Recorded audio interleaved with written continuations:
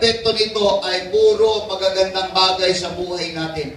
Ayaw niya, ayaw ng Panginoon na tayo, mga kapatid ko, hallelujah, sa buhay natin, isipin natin na wala nang magagawa, mga kapatid ko, ang Panginoon. Sabi ko dun sa babae, sabi niya, nandyan pa ba ang Panginoon? Bakit ganito ang naging buhay ko? Sabi ko, sis, hallelujah, hindi mo pwede sisihin ng Diyos. Nandyan lang palagi ang Diyos. Tayo kasi ang wala. Amen? Tayo kasi minsan ang wala. Gusto natin makamtan yung magandang buhay. Hindi man tayo nag-e-effort, mga kapatid, para sa Panginoon. Na siya naman, mga kapatid, ang pinagmumulan ng lahat ng bagay sa buhay natin. All things pertaining to life, galing sa Panginoon. Amen. Hindi niya, mga kapatid ko, may pagkakaloob ito kung hindi niya ipapahintulot. Hindi mapapangyari ito kung hindi gugustuhin ng Panginoon. Lahat ng pangangailangan mo, manggagaling sa approval ng ating Panginoon. Kaya nga, marami, mga kapatid, sinisisi ang Panginoon. Ay, paano ba namang hindi sisihin, mga kapatid, kung gano'n nagkaloko-loko ang buhay, mga kapatid ko? At paano namang hindi magkaloko-loko ang buhay, nakalimutan nila, mga kapatid ko, kung sino ang nagmamayari ng mga pagpapala. Huwag mong kalimutan nyo. Permis kang i-bless ng Panginoon. Kasi yun naman talaga ang desire ng Panginoon. Yun naman talaga ang gusto ng Panginoon. Ayaw naman, mga kapatid ko, na ang buhay natin parang katulad ng isang sinabi nitong kasama namin, mga kapatid, na parang manok na pagka may sakit, tutuka-tuka na lang, mga kapatid, wala nang silbi. Hallelujah. Gusto nung ganun, mga kapatid, para tayong manok na pagka may sakit, ganun na lang, wala na. Wala na tayong magagawa. Hallelujah. Hindi ganun ang Diyos. Gusto niya gumanda ang buhay po natin. Everybody say amen.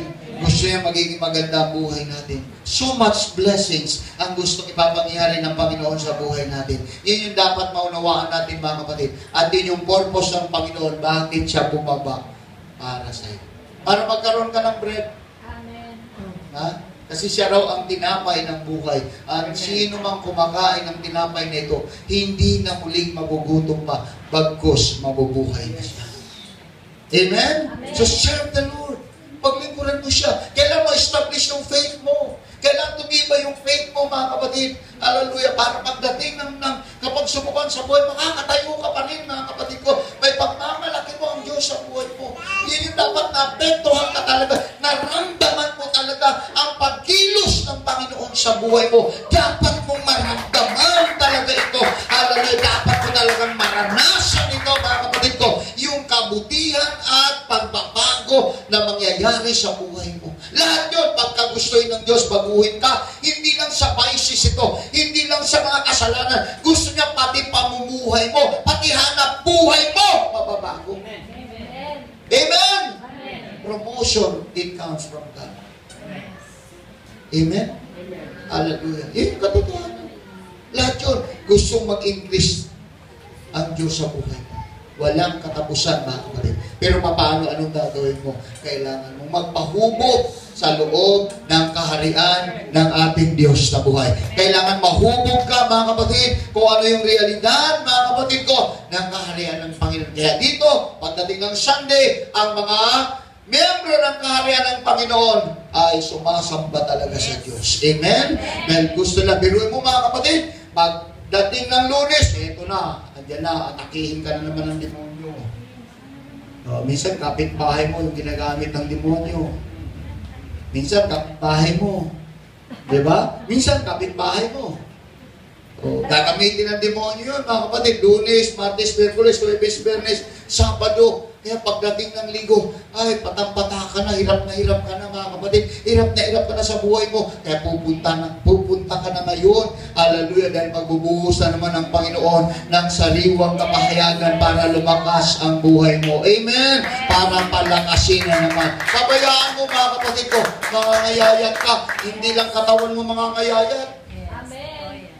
May nakita ko, nangangayayat eh. Oo, mangangayayat ka pagka wala talaga spiritual sa buhay mo. Hindi lang katawan mo mangangayayat, pati kaluluwa mo mangangayayat, mga kapatid. Amen? Pero mo, isipin mo ba naman yung hindi dapat isipin?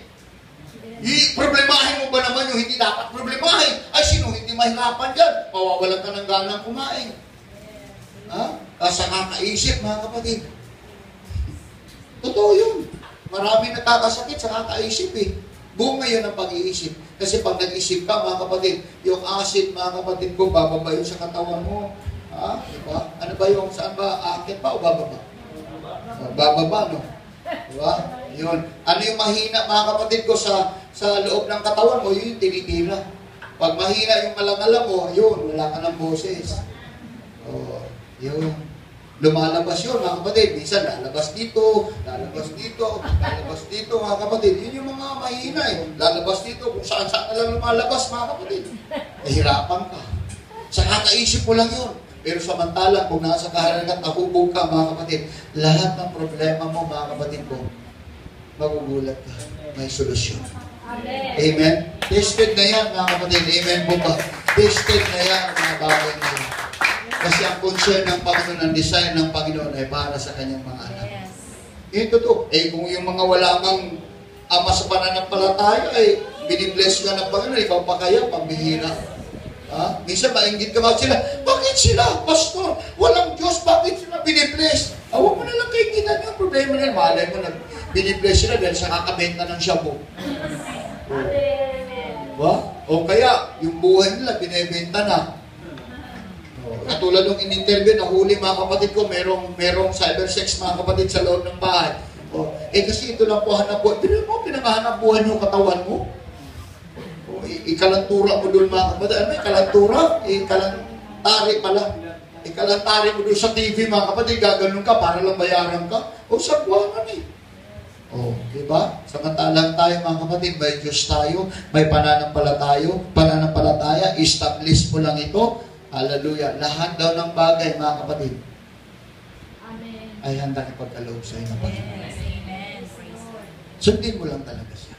Ang kondisyon, mga kapatid, serve the Lord with all your heart. Yes. Buong puso talagang paglilingkod, mga kapatid. Malakpakan natin ang ating Panginoon, mga kapatid. Hallelujah, hallelujah. Kaya pagka kumilos siya sa buhay natin, mga kapatid, wala tayong problema. Kaya malaki ang epekto. Para sa atin, malaki ang epekto nito sa ating buhay. Buhay natin. Sa lahat, mga kapatid. Sa ating lahat. Yes. Ayaw ko lang kung di pa naapektuhan itong buhay mo, mga kapatid ko, sa mga realidad ng kaharian ng Panginoon, ng Panginoon, ayaw ko lang kung anong klaseng puso ka. Baka pusong bato ka. Amen? Amen. Kaya pag nalulungkot ka, takbo ka agad sa Panginoon. Pag may problema ka, takbo ka agad sa Panginoon. Yun lang yung solusyon. Amen po ba, mga kapatid? Amen. Hallelujah. Tumayo tayong lahat, mga kapatid.